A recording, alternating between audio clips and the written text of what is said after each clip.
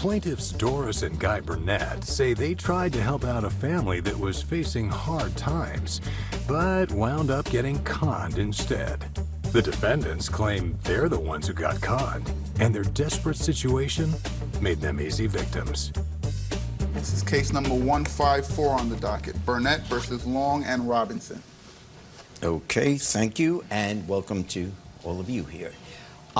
Let's see what we have. We have the plaintiffs, Mr. and Mrs. Burnett, and you are suing the defendants, John Long and Erica Robinson, for $5,000 for car payments and damage. Well, as you said, we are suing these crooks here for damaging our vehicle, neglect, and abandonment. We had recently moved into a small town in Pittsfield, New Hampshire. Yes. And we were new, so we logged into the Facebook community page for the town. Once we got onto the community website, we had started seeing posts by Erica that they were desperately in need of food, that they didn't even have food for their children and for their cat. So I contacted her through the site and I said I'd be willing to bring you food, and she gave me her address. And when I got there, she wasn't necessarily there, but her neighbor was out, and so I left everything on her doorstep, but I didn't see any kids. I didn't see even a cat. Okay, we'll get to the van. Yeah. Then they continued posting that they needed rides. Jonathan then asked me if he could give me a ride, that he desperately needs to get kids to doctor's appointments and he didn't have a vehicle. And I offered to bring him wherever he needed to go. But every time I would contact him, or when he'd contact me for a ride and I would tell him, well, I could do it at this time, he would bail on me. So then one day, after it was numerous times, he started telling me his problem, that he makes decent money, he's a tow truck driver, but nobody will finance him a car because he doesn't have good credit. So I said, look, we have an additional car that's sitting in our driveway. It's a newer van, fully loaded. I said, we're still making payments on this vehicle. It's $400 a month, but I would be willing to lease it to you with the option to purchase. If you could take over the payments, we would be happy, to let you have the car. It had a brand new transmission put in it. It had brand new tires from Firestone, which I have all the evidence of. Okay, if we could see that evidence. The transmission. These are all the maintenance records from Toyota showing the new transmission being put in. The transmission was replaced in the vehicle. 60,000 miles before you gave it to me.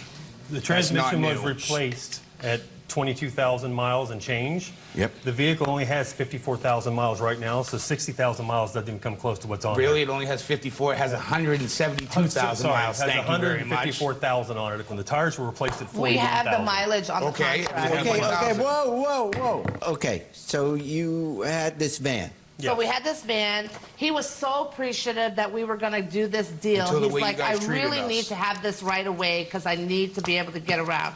And we said, okay, but first you have to get insurance in your name, and you're going to have to list us as the additional insured because it's financed. Which is not and required by law. Toyota will not allow you to do that without us being on there as the I'm additional gonna give you a insured. chance. Hold on, they're saying Toyota. No, I'm not going to hold that. I'll give you a chance in a moment. You're speaking. I'm on her side, then I'm going to hear You're yours. lying. He'll give you your chance when your chance is ready. So we got documentation from Geico showing that they did their part on that, which And was that's why I great. switched insurance You're interrupting again. He paid us $400. So we signed the contract as is.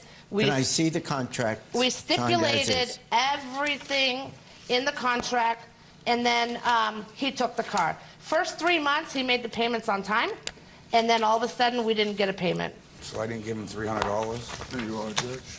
And, Your Honor, while you're looking at that, can I point in that they handwritten, typed my information out, but handwritten there, all of That is Erica's. a lie.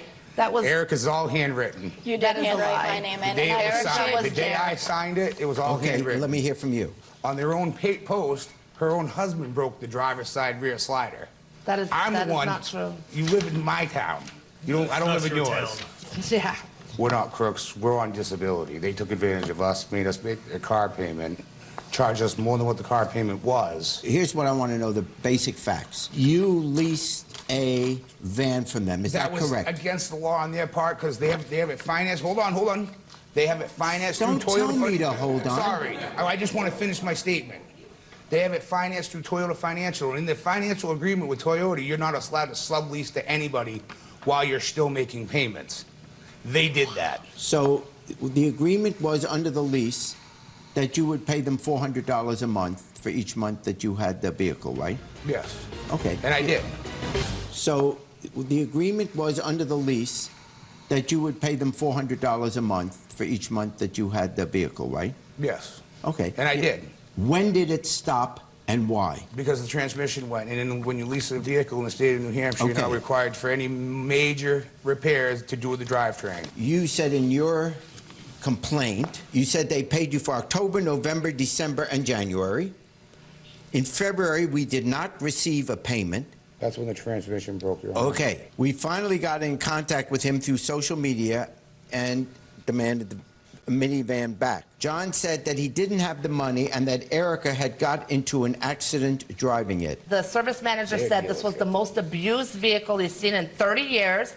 And he said it looks like they were spinning the tires to the point it was like they said they were plowing or towing things with our vehicle. Where is that report? And this is from the service manager. I wanted to confirm with you that the 2011 Sienna bearing, whatever, had significant damage to it.